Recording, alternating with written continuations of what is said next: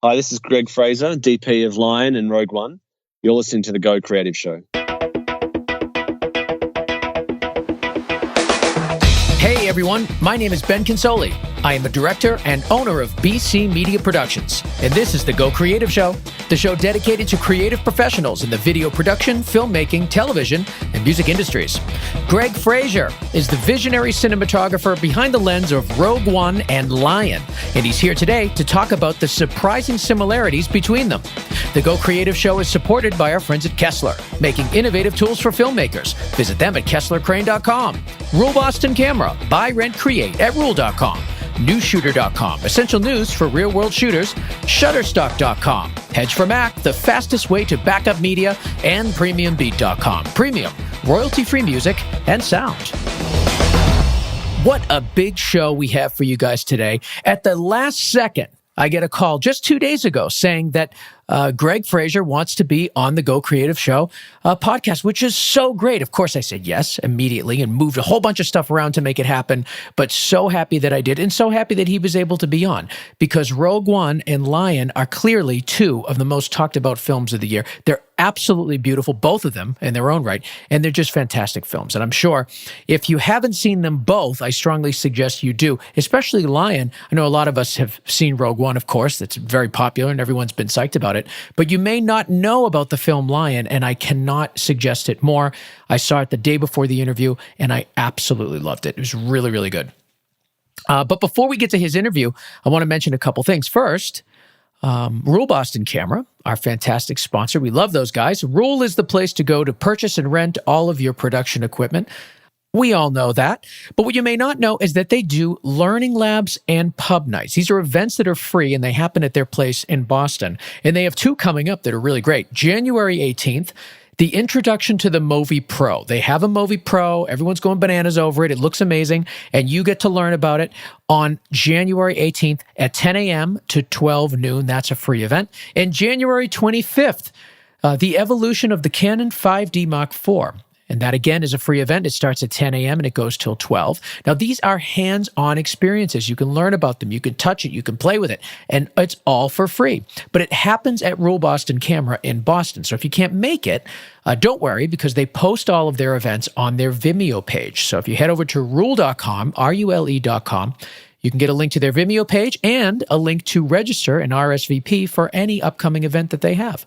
But it's all there on their Vimeo page, and it's all there at rule.com, RULE.com. And lastly, Hedge for Mac.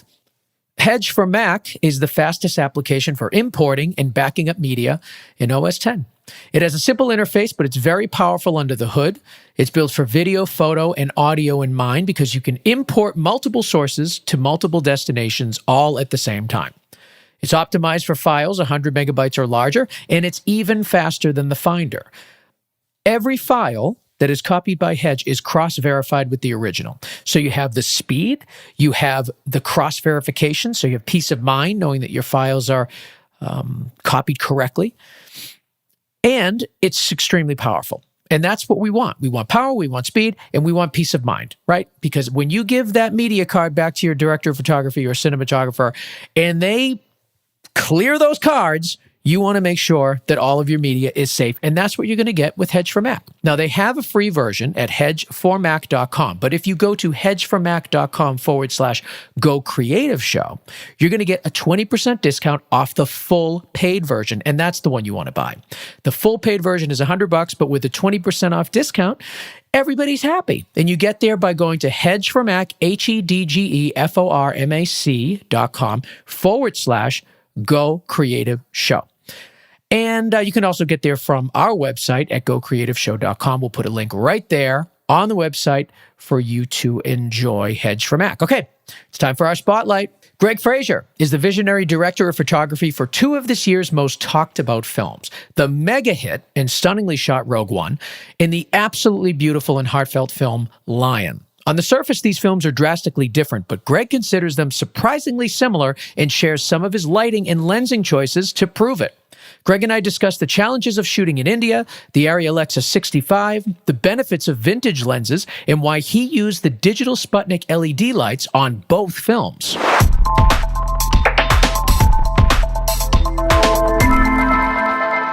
I'm here with Greig Fraser, cinematographer and director of photography for two of probably the most talked about movies of this year, Rogue One and Lion. I just saw Lion yesterday. Absolutely beautiful, Greig. Thank you so much for being on the show. Pleasure. Thank you for having me. So I want to start with Lion because this is one of those films where I think you don't necessarily hear about it through ads or trailers. You hear about it from other people just checking it out and saying, geez, have you seen this movie? It's one of those things that kind of like creeps up out of almost nowhere, but then all of a sudden everybody's talking about it. I'm curious from your perspective, like, how did you even get involved in this film? Well, Garth's a very, very old friend of mine, and he, I've been working with Garth for, over 20 years. And when he received the script to this, he sort of sent me the source material and said, hey, there's this amazing story that we've got to tell. Are you interested? And I was like, absolutely. It's really nice because Lion's a little Australian movie. The main characters are set in Tasmania, which is the smallest Australian state. And it's kind of it's the very much under the radar type of story and very much under the radar type of character from a very much under the radar country, and that to me was what appealed to me because it was such an extraordinary story to take place from very humble people. I found to be just a really great premise. And Garth and I, having worked for so long together, have developed a very, very nice way of working where, we're incredibly supportive of each other's ideas and incredibly supportive of each other's vision. And, we feel very supported. I do as a DP, I feel incredibly supported by Garth. And, I think he feels the same as a director. He feels very supported as a director to be able to, come up with the ideas and execute them and, have them work or, some things we tweak to make better. So it's very much a two-way relationship with Garth. So yeah, but you're right about the Creeper film because the thing is that people who see it, because there's not a lot of press. You're right. There's not a lot of press, not a lot of publicity compared to other films in the season. But everybody that's gone and seen it has gone, wow, it just floored me. It's a really fantastic film that just floored me, and that's a huge compliment because what it says to me as a cinematographer is that everything in the film sort of worked as a whole and individual elements weren't the key to its success. It's kind of like it's a sum of its parts movie, which is something that I always aspire to when you're making a movie.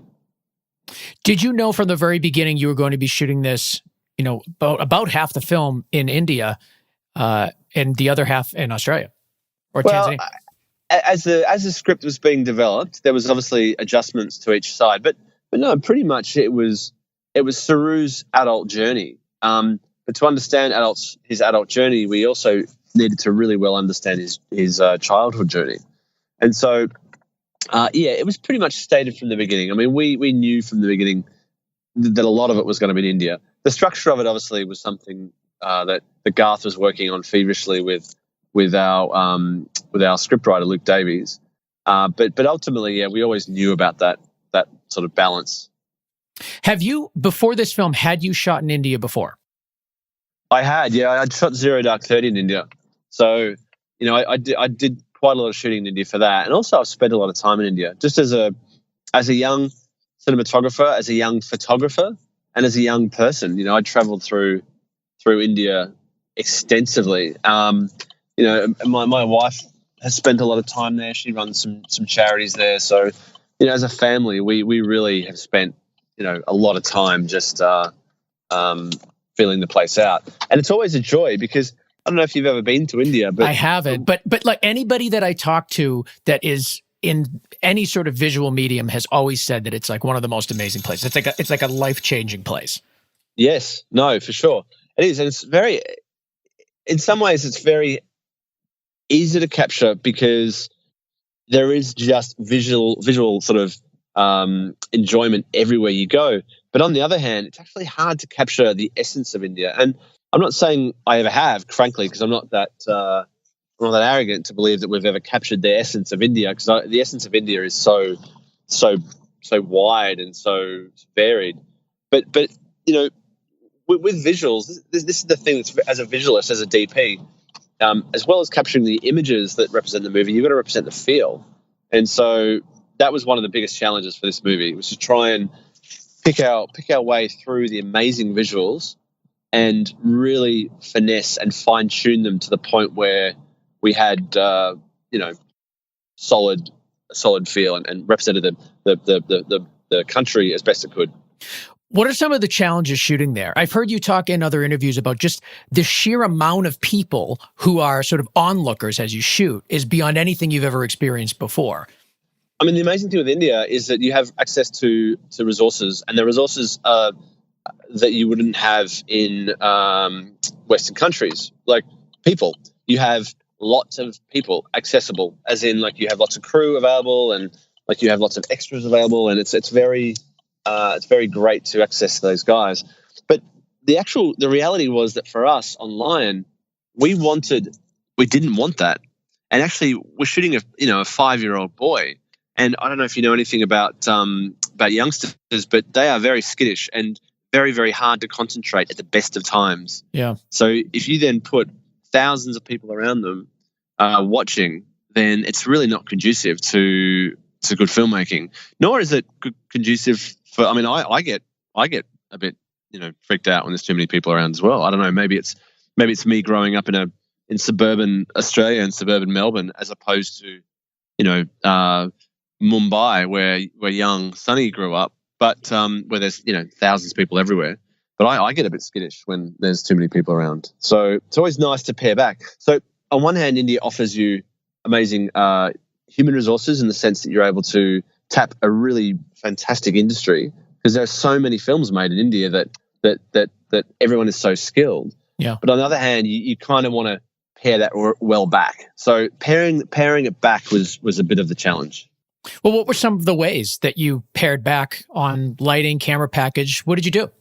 Well, we decided to sort of try and strip down the lighting package as much as possible. We needed to make sure we were covered, because obviously an insurance policy is a big part of making movies. If the sun goes and you haven't got your performance and you've only got that location for the rest of the day, like what do you do? There's a whole myriad of things that you need to kind of look at. But we decided to take the challenge, and we decided to strip back our lighting package to three small LED heads, three very punchy, I will say, small LED heads. And we shot digitally, meaning that we had sort of quite a bit more access to available light than we would have, say, if we'd shot, say, film. So in doing that, we sort of gave ourselves more of a scope to shoot. I wouldn't say it's reportage, because we didn't shoot it kind of completely free and natural. Like, we obviously had to give ourselves parameters and give the actors parameters, but it was quite a freeing experience, I hope, for the actors, because they were allowed a set that was kind of an open 360 degree set. So those are the type of things. And also, we just cleared the set. We were quite persistent about making sure that we had a clear set when we needed it, that young Sonny had space and freedom and flexibility to do what he wanted. He never had marks. We gave him full access to the entire set, and he generally was really fantastic and kind of went where we wanted to. And then suddenly, when he didn't go where we wanted him to, it was amazing. So it was better than we could have ever planned. Do you take a similar approach, regardless if it's a child or an adult actor, where you almost kind of stay away from them, let them do their thing? It depends on the project, mate. Like if you have a project like this, well, yeah, let's say Sonny wasn't 5-year-old and he was 30, but this is the way the director wanted to work, in a very Cassavetes way, which is allowing the actors just to be and to exist, and you capture that existence.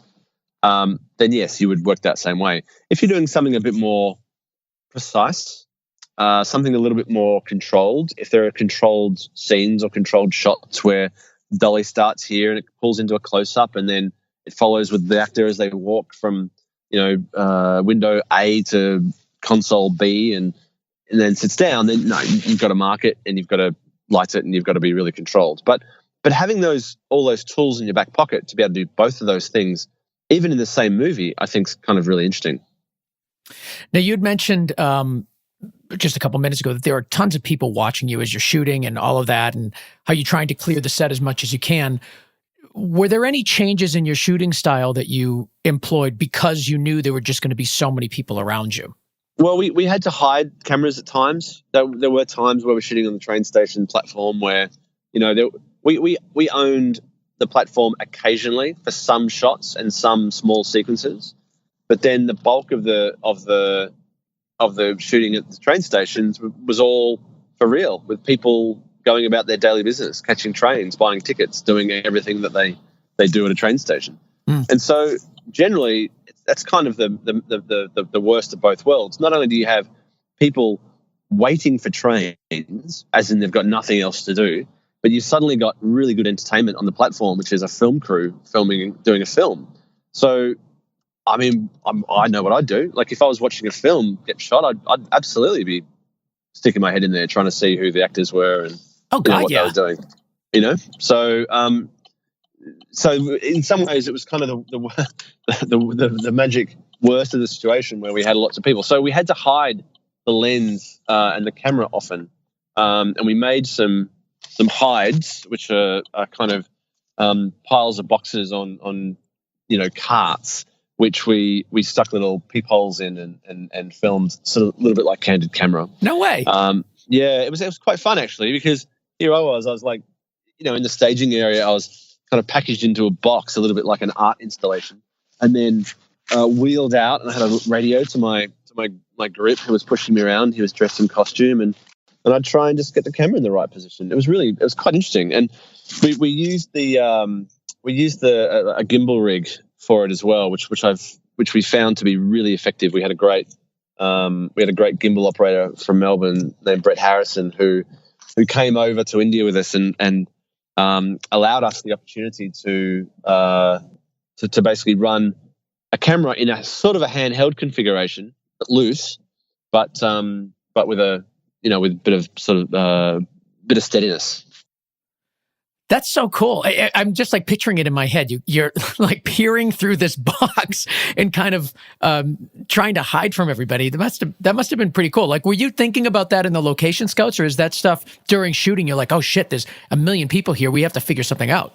No, we definitely found in location scouts, because even in location scouts, even with just 5 of us, just all walking around with stills cameras, we were definitely shown interest to.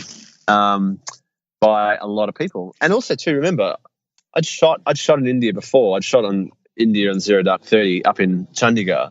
So I'd sort of known what having crowds around you meant, and often the way to avoid that is to create a distraction as well. Yeah. I want to talk about the visuals of the film. First of all, what are you shooting on for this film? We're shooting on the Alexa. We're shooting on the Alexa 35mm camera. All right. XT. And can you speak a little bit about the lens package you chose and why? We used Panavision P vintage lenses, which are a beautiful old Panavision ultra speed lenses and super speed lenses that have been rehoused. We used those for a lot of the drama, a lot of the human drama. And then for some of the wide shots, we used lenses that resolve a little bit better, like the Primos. So we had some wider lenses that were Primos. And our portraiture lenses were generally the older, softer glass that the Panavision produce. We also had some drone work that we needed to do some wide shots. And when we tested the P vintage for the drone shots, they didn't quite hold up as well as I would have liked. So we chose Primos for those too. I'm seeing that a lot recently with a lot of the DPs we have on. People are using these vintage rehoused lenses on digital cameras and just getting these absolutely beautiful looks. Have you been doing that a while? Are you seeing that becoming a thing for you? No, I have been doing it a while. I mean, the thing is that I recall I used to own a set of Cooke lenses, S4s, and I remember I did a job probably back in like 2007, and I did it with the Red One when the Red One had just come out. And, I was blown away by the camera, but I just went, wow, these lenses are way too sharp for for the Red One. From my perspective, from my opinion, and again, this is one cinematographer's opinion, and I know there are lots of people that try and get the sharpest glass they can on digital, because then they use other methods to get the image the way they want. They really soft light, or they really soft grade, or whatever they need to do to balance it out.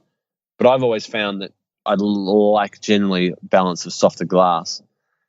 But I found so I traveled to Russia and bought a set of Optica Elite lenses at that point, because they were Russian built lenses, and they were really lovely and soft. And I've used those lenses sort of ever since on digital cameras, and I've used those on Bright Star, Zero Dark 30. I just used them on Mary Magdalene on the Alexa 65. So yeah, I've been on the soft glass bandwagon for quite a while.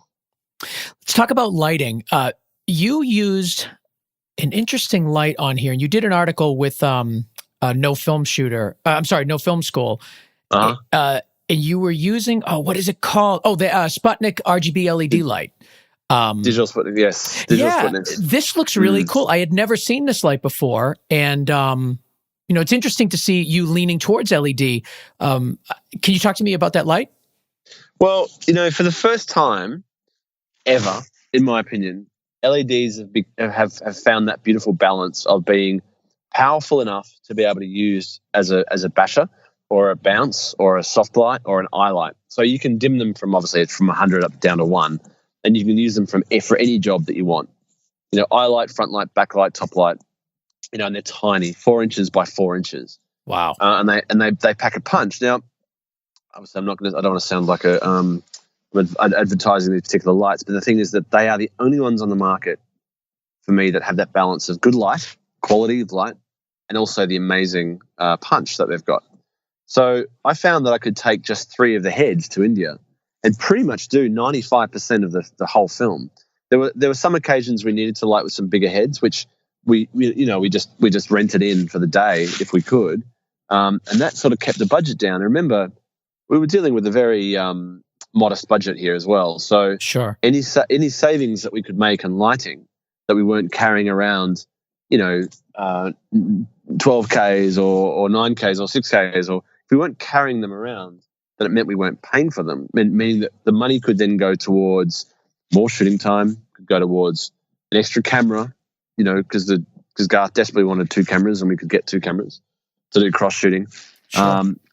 It could lead to additional our big camera guys going off and doing additional plates, and it just meant greater things. So we struck that balance between a really low budget, and we just made sure we spent the money in the right spot. And these lenses, these lights particularly, these were the cornerstone of the shoot, because they ended up being lighting pretty much everything. When I was doing Zero Dark, I did a similar thing, but I did it with cream sources. And we took 6 cream sources to India and to Jordan with us, and they made up the bulk of the shoot. They were almost on almost every single shot. And so the cream sources are still fantastic, but these also, because these are color changeable, they've got that slight advantage at this point in time. Everything's iOS controlled too. I'm looking at their site now. These look really, really cool. Were you using the 3 or the 6, or maybe both? No, we used the 3, and which is 1 ballast and 3 heads. Yeah. But had the DS1s been out, which are the single heads, I would have had a couple of those too. That would have been really handy. The DS6s, they pack a punch like you wouldn't believe, and we felt like we didn't need that punch very often. And when we did need that punch, we just used HMIs that were locally sourced. Sure. But so I didn't use the DS6s, but I used a bucket load of them on Star Wars. So because we had the resources to use the DS6s. I'm sure you had unlimited resource. Well, probably not unlimited, unlimited. But the differences between the two, I'm sure, were incredible. Well, the differences in set. I mean, yes, they were, of course, just in the tail end of what we were doing. But no, definitely not unlimited. No, we were very frugal, and this is the thing that I will say. I do like to pride myself on. If I can't pride myself on anything, it's that I if I can't do anything, I can do one thing. And it's like I do like to be frugal with my lighting and packages. Like, I don't like extra bits of equipment sitting around doing nothing. And I do like equipment that can be used in multiple different ways, which is why, I pushed for these LEDs particularly very hard, because, one LED can do 20 different jobs, 20 different colors. It can do 20 different levels of light. It can program it. You can program sequences into it. You can put video into it. It can project video through the lights. Like, it's almost unlimited in what it can do. And again, without this being an interview or a podcast directly about LED lighting, because I could speak for 5 hours on LED lighting, but it pretty much is done. Like, there are very few things it can't do. That's what I've been finding, and I've shot it over a film in India, a film in space, and now a film in Israel in 33 AD, which I've just wrapped up. And I used the same heads on the all films. That is something I wanted to ask you, because I've seen a bunch of your interviews leading up for this, and you do seem to kind of enjoy almost giving yourself limitations in lighting in a weird way. It's you almost seem like you just mentioned you don't like a whole bunch of stuff around, and you almost like to say, no, this is my package and I'm going to make this work. Is there a fun for you in the challenge of limiting yourself? Provided everybody buys into it, yes. Provided the directors knows that we're trying to limit it for other reasons. Provided everybody knows what we're doing, and also provided everybody, all my guys know that I'm not going to turn to them and say, "Hey, give me a light globe," and they go, "Well, we didn't get one. We all just got LEDs." Yeah. As long as everybody knows that those limitations exist, and that nobody then gets uppity. No, it is absolutely a challenge, because I feel, hopefully not too many producers are listening to your podcast, because I'm going to be wearing this quote for the rest of my life. Be careful. Yeah, I know. But like, having too much stuff around me stresses me out. It literally stresses me out. I agree. Yeah. Having too much stuff on rental and having too much gack around, like, sometimes there's too many choices. I think a really refined, fantastic toolkit is a much better thing than having a trunk load of just second-rate gear. I think a small kit, a Swiss Army knife, a small kit, well refined, well planned, and well understood, is a much better resource, a much better idea. I'm a commercial director, and I get involved in the cinematography and the editing because I just like it. I'm kind of hands-on. But we'd recently done a couple commercials with the Alexa XT, and my DP, Chris Lochran, is very similar to you in that neither of us really like having a whole bunch of stuff. It's like, even if there's not a lot of moving, like no company moves or anything, I just like the idea of being able to get up and go if we need to and not be bogged down. There's just a freedom in that for me. I really like that. But that's the problem. I coming from a stills background, where you could literally leave the house with a moment's notice with your camera bag and go off and shoot. If you want to plan a shoot, you've got to plan it, man. It's very hard to find spontaneity in a film shoot.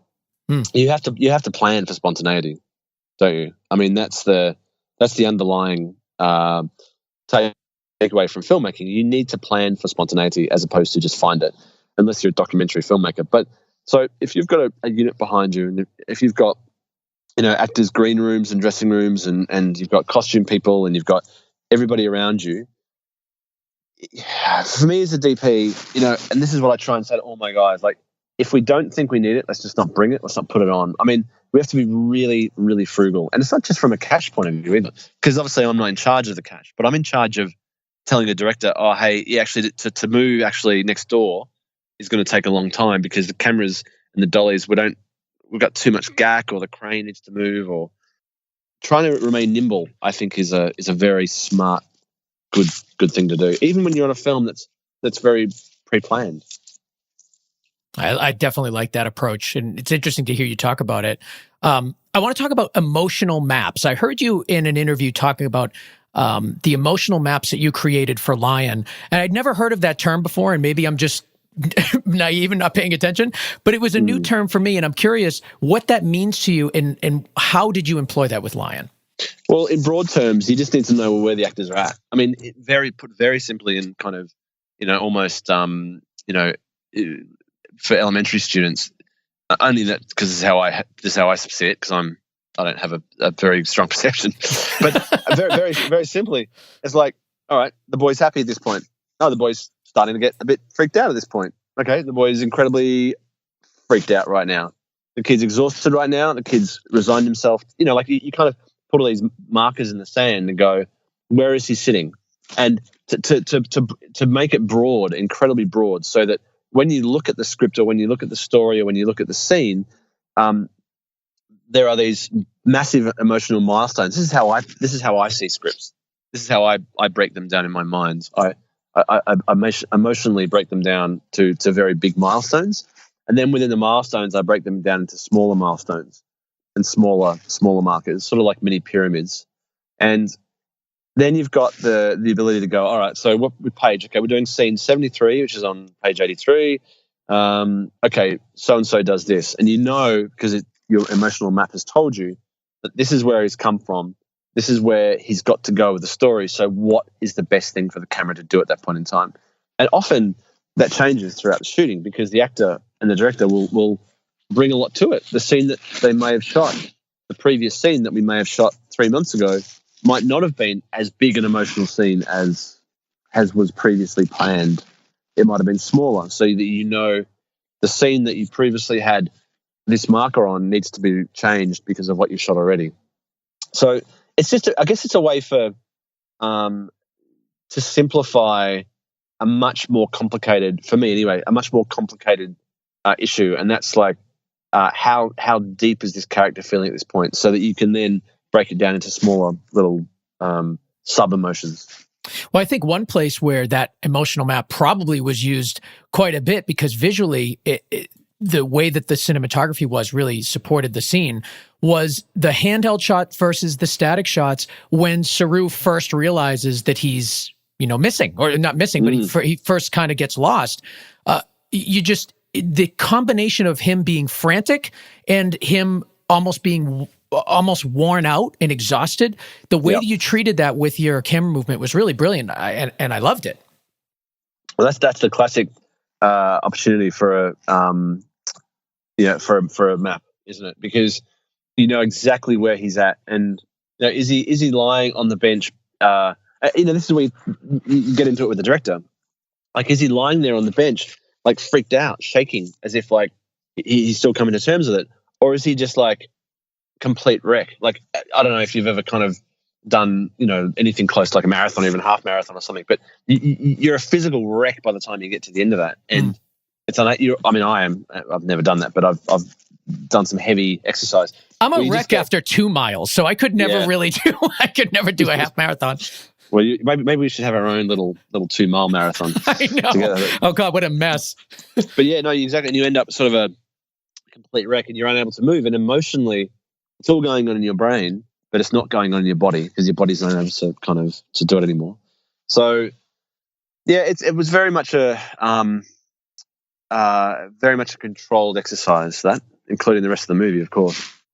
Well, I want to talk about Rogue One for a couple minutes, but before, I just have one more question about Lion, and it's something that interested me quite a bit. In one of the many things that stayed with me after watching the film, were the way that the flashbacks were handled.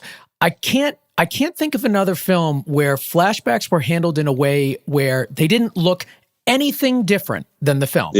There was something really interesting and unique about that, and I'm curious from your perspective, what led to that look?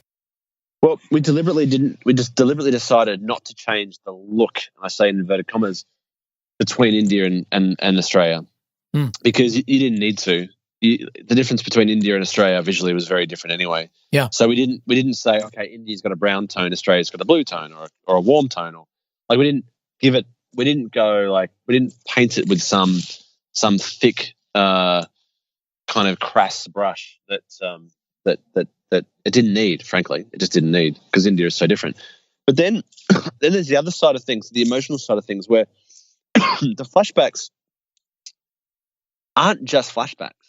They're also him imagining what's going on right now over there. Like it's him traveling in his soul to his family. Now, I don't know if you've got friends and people that you might not have seen for 30 years, but I've got guys, friends that I remember when I was like 12. I haven't seen them since I was 12. I don't picture them right now like a 40-year-old. Yeah. I picture them like a 12-year-old. Like I picture them the same way I remember them. So you've got this situation where if you're picturing your mother searching for you, you picture her the same way she was when you left her. And so you could almost argue that, and this is the beauty of Garth's direction, I think, in that he doesn't actually call it a flashback necessarily. There are flashbacks for sure, but there are times where he's walking. I recall there's a time where he's walking down a bridge. He's walking home one night, and his mother's also walking down a bridge looking for him as well. Yeah. Now, in theory, that's simultaneous.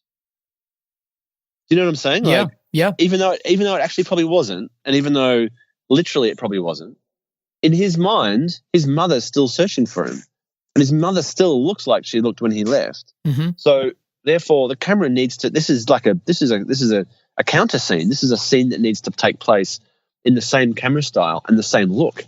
So if you then make it a different look, then suddenly it jars with the audience, and you go, "Oh, it's a flashback." I mean, yes, it's a flashback. Yes, but it's not really. It's like this is the beauty of filmmaking in general. I think is that you can provide so many different layers of something where he's watching and he's imagining this mother searching for him, but he's actually not.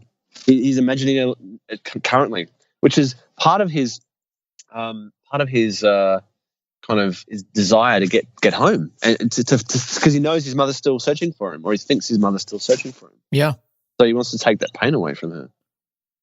And another thing too, and this is probably, I'm sure there's an argument on the other side, but I don't really think that his character changed. I think that's part of the reason why the cinematography being so similar, no matter where he is interesting to me, because until he's found his original mother and home, he really hasn't changed. He could be 30 years old, but he's still that same boy. So I think there's something kind of interesting about that too to me. Yeah, exactly.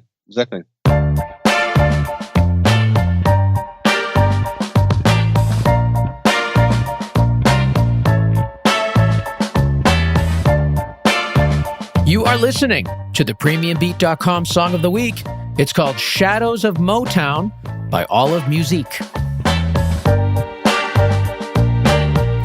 PremiumBeat.com is where to go for all of your royalty-free music and sound effects. They have a great website where you can access their collection of thousands of royalty-free tracks for as low as $49 each. And it's not just the individual track. No. You get cut downs, a 5-second, a 10-second, a 15. You have loops. So you have all sorts of things that you can customize the song to fit your video perfectly. But the most important thing is that the quality is outstanding. So check it out, PremiumBeat.com. I yap about them every week, but that's because I love them. And I've been using them well before they sponsored the show, and I will continue to use them even if they stop sponsoring the show, because they're great. And I know you guys should check them out as well, PremiumBeat.com. All right, we're going to move on to Kessler. The Kessler Shutter Dolly is the latest innovation in camera dollies and finally provides filmmakers with the performance and versatility dollies in its class have always lacked. Until now, the Shutter Dolly utilizes standard speed rails and can be operated manually or in conjunction with the Kessler's motion control solutions, CineDrive and Second Shooter Plus. For more information, visit KesslerCrane.com, KesslerCrane.com. And lastly, Shutterstock.com. Shutterstock has nearly 3 million royalty-free video clips, which sounds insane. And it is insane, especially when you realize that a lot of them are in 4K. But that's what you want, because when you need to put some stock footage into your own piece, you want to make sure that it is of the same quality or better than what you can do yourself. That's the whole point. You don't want to put a piece of footage in there that not only did you not have control over and you didn't shoot, but you don't want something in there that's going to dumb down your piece. You want something that will enhance it, that'll make it better, that'll finish it. And that's what you're going to find at Shutterstock. They have outstanding quality videos. They also have photos and music and all sorts of stuff. But the video selection is superb, and I use it all the time. They get great pricing. You can save a whole bunch, too, because you can buy video packs where basically you pay up front for a pack of downloads. So let's say you need 25 HD videos. You can spend the money buying 25 individual HD videos, but you'll save $250 if you buy the 25 HD pack.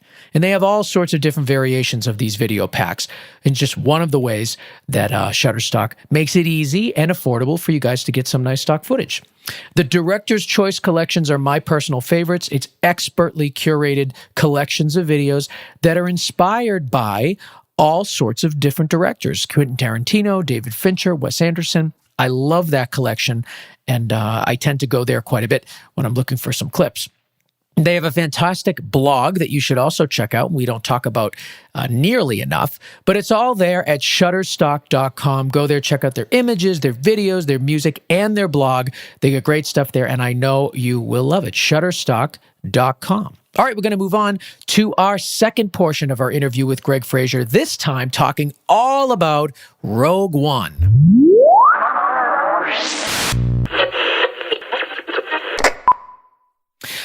We got to talk about Rogue One. But is there any... We got to.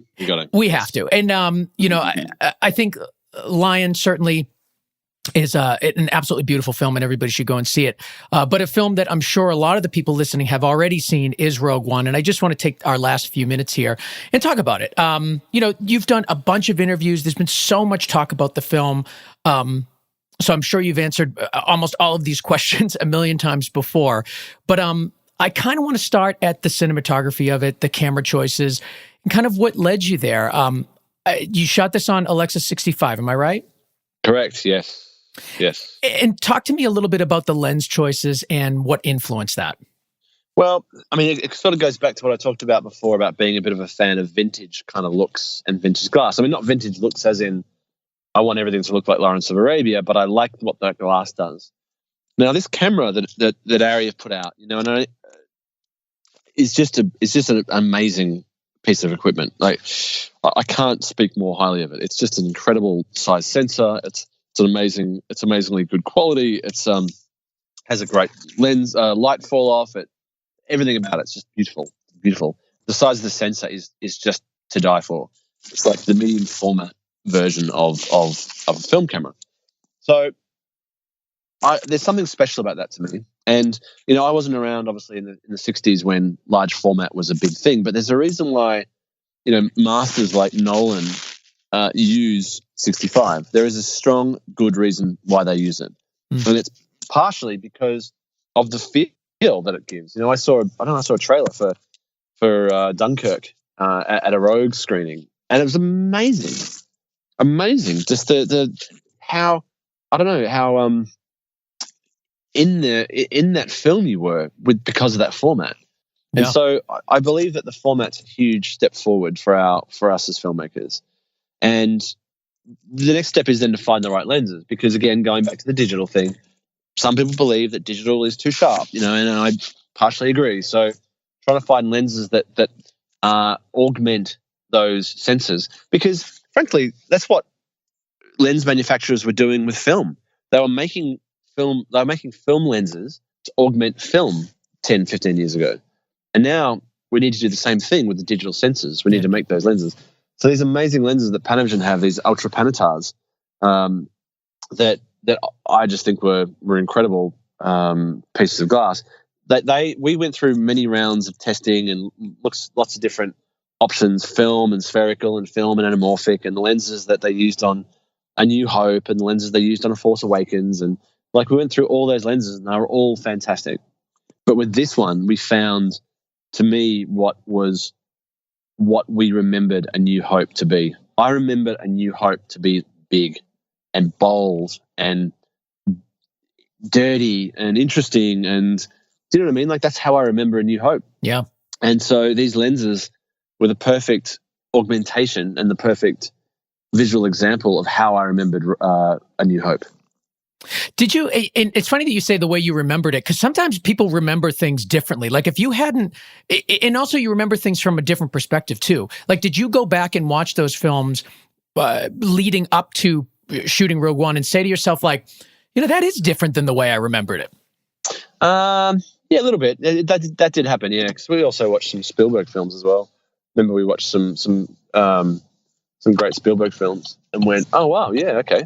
Indiana Jones. Oh wow, that happens. Yeah, okay, I didn't remember that. Yeah. But they are different, and not for better or worse. I should point out, because the thing is that this is what's great about memory, and is that what you do is you build something in your mind to be something and it's not wrong.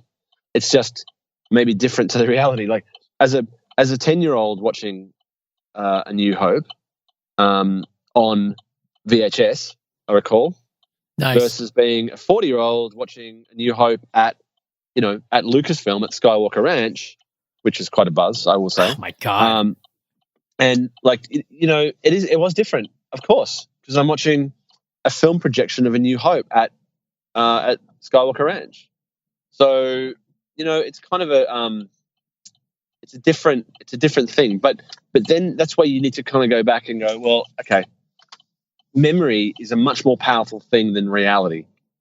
And some lawyers would also argue the same thing when they're defending people from stuff. But like memory is so much more important than reality. So, so we worked with our memories. We made sure we stayed true to our memories. Did you lose your mind when you found out you were going to be doing Rogue One? You must have went crazy. I mean, at some point you must have stood back and said, like, I cannot believe this is happening. With a little bit of, to a certain extent. I mean, it wasn't sort of a preordained thing that I was going to be doing it. And, there's a huge pressure as a cinematographer, I will say. And if you've been given the job to continue the first film that you were ever inspired by, and to work in that universe, there's a huge pressure there, man. And it was never no, I didn't actually lose my mind. I tell you what I did do is I got extraordinarily nervous, and and I went, can I do this? Am I able to do this? Is this something that I can actually do? So, that must have been a trip. I got to say though, it was insanely amazing.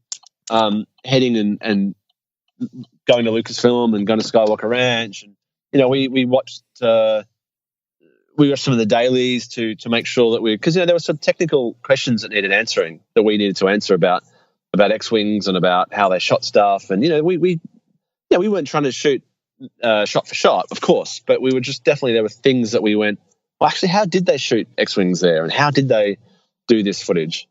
And so we were very fortunate to have access to the kind of the Holy Grail. I kind of said to my wife, like, my wife didn't really understand what Star Wars was or is. I mean, she does now, of course. I said it's a little bit like being Catholic, without sounding sacrilegious, and then going to the Vatican and go through all the archives in the Vatican. You kind of have that same feeling of going, this is somewhere that not many people get to see, and I feel very blessed and honored to be there. Now, a movie like this, obviously, there's going to be hype online and chatter online for months and months and months, and sometimes even years leading up to the film. There was so much talk about the reshoots. There's so much talk about chaos on set and all of that. Did you find yourself to get influenced by any of that, or did you just kind of leave it all alone?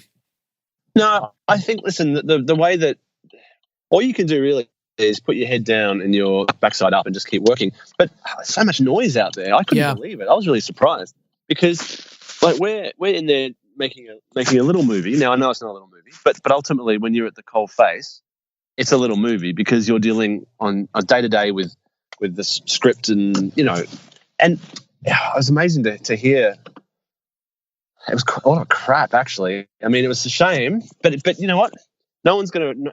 This is the unfortunate reality, I guess, of the media, the world that we're in right now, is that no one's going to click on a headline that says Star Wars going fantastic, or I mean, there's a normal amount of pickups, and anyway, I don't want to get into that because it's not my place or it's not my area. Well, no, I mean, I know what you mean, and I agree. It's like, a juicy headline is going to get the clicks. There's no way around it. And yes. Sometimes it doesn't necessarily matter if something's true. It's just matter if something's interesting. And all those stories and the backstory and everything going on set is interesting to people. Did you find did that change the mood of the shoot? Did that kind of bum people out, or did everybody just kind of accept it and move on? No. It was no one was taking attention to anything like that. Probably for So the best. Definitely for the yeah, best. Well, from your perspective, I mean, you still had to manage that. I mean, you had to keep consistent a vision across multiple units and the reshoots. Like, how did you work with all of that going on? well, it's just remaining focused. You know, you kind of treat the problem immediately ahead of you as the you know, the problem being, you know, lighting a set, or, you know, there's no problems, but whenever you're kind of working with different units, you've got to make sure that everyone's kind of on the same page, and that's about making sure also that you employ the right people as well. So, listen, you just got to remain on top of it. That's all, I guess. It's not. It's definitely a different thing when you've got multiple units. Bear in mind, one thing that the misconception, I guess, is that there was extra units and cameras flying everywhere, and it became like because I remember somebody said to me, goes, "How many units did you have all up?" I was like, "Well, two, just us and a splinter / action / second." Like, there was always Really, just 2 units. There's only 2 units. I mean, it was quite. This is the thing. For a really monumental film, we very much tried to make sure that it remained. What's the word? I guess small. Like small and kind of quite confined. That's the kind of the word I'm looking for. Yeah. Confined and comfortable. You know, the fact that it looks so big, it's awesome. The fact that everyone goes, "We've had hundreds of cameras and multiple units." Like, we had a couple, but I mean, it wasn't beyond what I've heard that, you know, other films are doing by any stretch. It wasn't even close to what other films are doing. I guess no matter how big it is, it still is, you know, shot by shot when you get down to it. I mean, from your perspective, you just got to worry about that one shot at any given time. Well, that's exactly. That's the small picture, which then leads into the medium size, which leads into the large picture. Exactly. And if you don't watch the small picture, then the medium picture falls apart, and then the large picture falls apart. So you've got to just keep an eye on the shots, make sure that they're all within the same language, that the camera's moving the way that it has been preordained as per the prep. Yeah, no, it was fun. It was, joy, absolute joy to do it.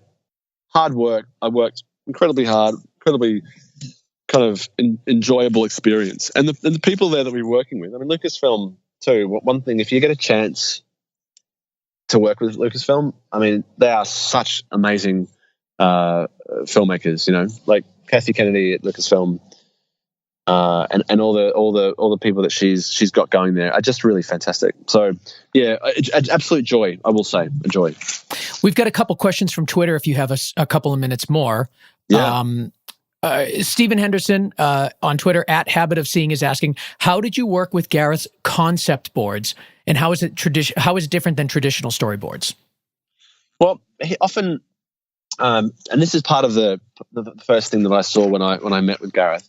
Some of the concept art for some of these things. I mean, what you do, and this is the beautiful thing I must say about concept art. It's meticulously drawn and meticulously studied, and the people that draw it are just geniuses. They are geniuses, like Doug Chang and his guys who did all the concept art. And I would love to have some of that concept art up on my wall. In fact, I do because I got one as a gift. But it's beautiful artwork. Oh, it's stunning. It's beyond stunning. And actually, I think they should do some limited editions, and they should do a gallery showing. I think there should be a big thing. Oh, that would be awesome. Wouldn't it?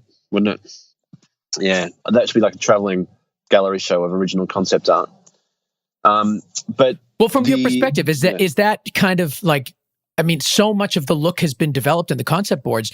Where does the board end and you begin? And is that a fun environment for you to work in?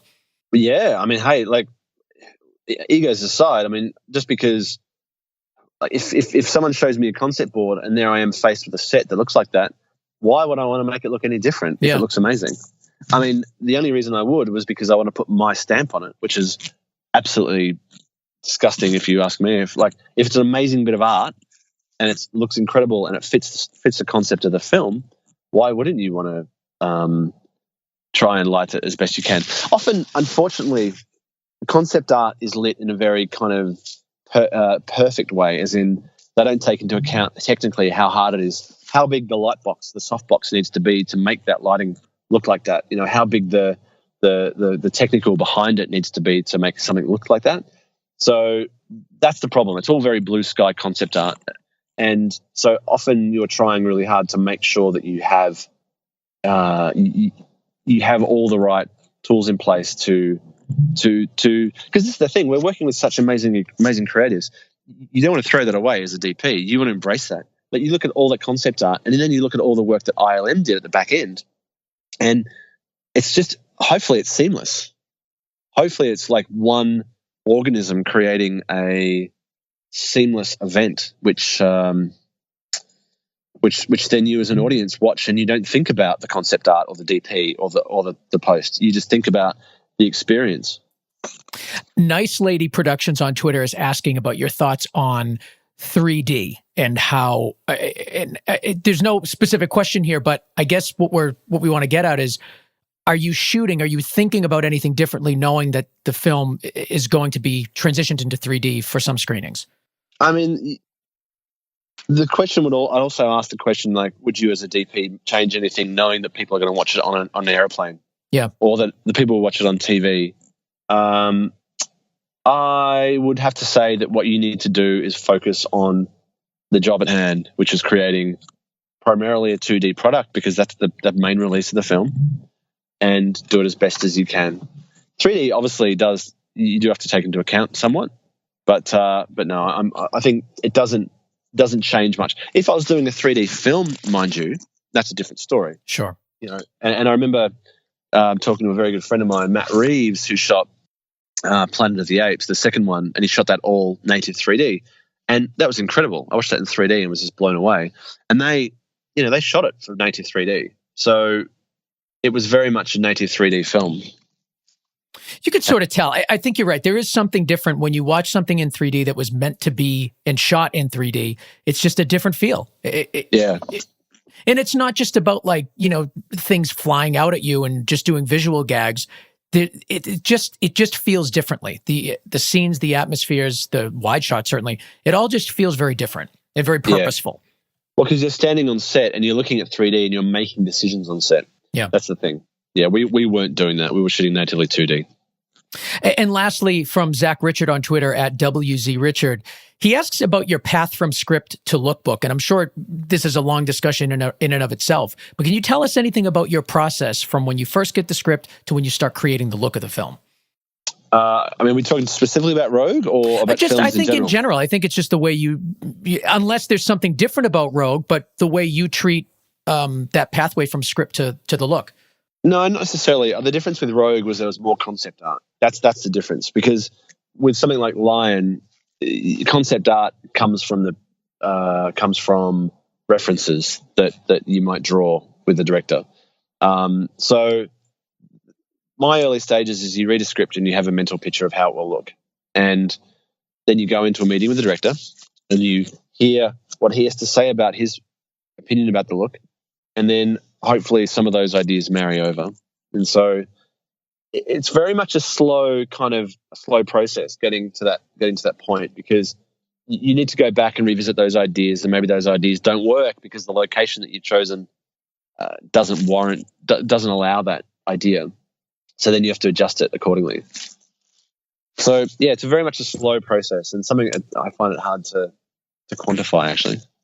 A lot of people that are coming back after seeing Rogue One, one of the comments I hear mostly is that it is essentially a war film, and it does have a very different look than the rest of the films in the series, but it still feels unified. It still makes sense leading up to A New Hope.